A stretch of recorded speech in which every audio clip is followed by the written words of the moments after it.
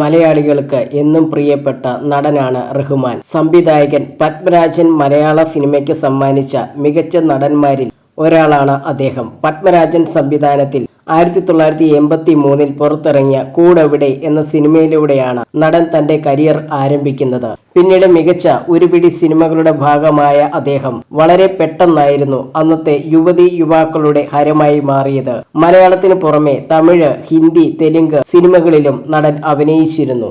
മമ്മൂട്ടിയും മോഹൻലാലും നിറഞ്ഞു നിന്നിരുന്ന 90കളിലും തന്റേതായ സ്ഥാനം ഉണ്ടാക്കിയെടുക്കാൻ റഹ്മാന് കഴിഞ്ഞിരുന്നു. മലയാള സിനിമയിൽ ഇപ്പോഴുള്ള ഏതെങ്കിലും നടനെ കണ്ടിട്ട് സ്വന്തം കരിയറിലെ തുടക്കകാലം ഓർമ്മയുണ്ടോ എന്ന ചോദ്യത്തിന് മറുപടി നൽകിയാണ് റഹ്മാൻ. ഞാൻ വിടമാട്ടെ ബൈ കീർത്തി എന്ന യൂട്യൂബ് ചാനലിൽ സംസാരിക്കുകയായിരുന്നു റഹ്മാൻ. നെസ്ലിനെ കാണുമ്പോൾ എനിക്ക് എന്നെ തന്നെ ഓർമ്മ വരും. അവന്റെ വാർത്തകൾ കാണുമ്പോൾ പലപ്പോഴും തോന്നുന്ന കാര്യമാണത്.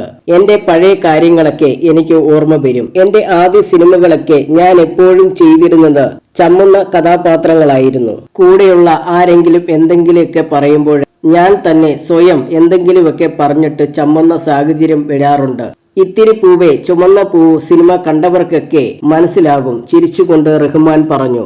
അതൊക്കെ കുറെയൊക്കെ നെസ്ലിൻ ചെയ്യുന്ന വേഷങ്ങൾ പോലെ തന്നെയാണ്. അവൻ പലപ്പോഴും എന്റെ കഴിഞ്ഞ കാലം ഓർമ്മപ്പെടുത്താറുണ്ട്. അവൻ ഇപ്പോൾ ചെയ്യുന്ന എല്ലാ സംഭവങ്ങളും അത്തരത്തിലുള്ളതാണ്. അവന്റെ നോട്ടം പോലും അങ്ങനെയുള്ളതാണ്, റഹ്മാൻ പറഞ്ഞു.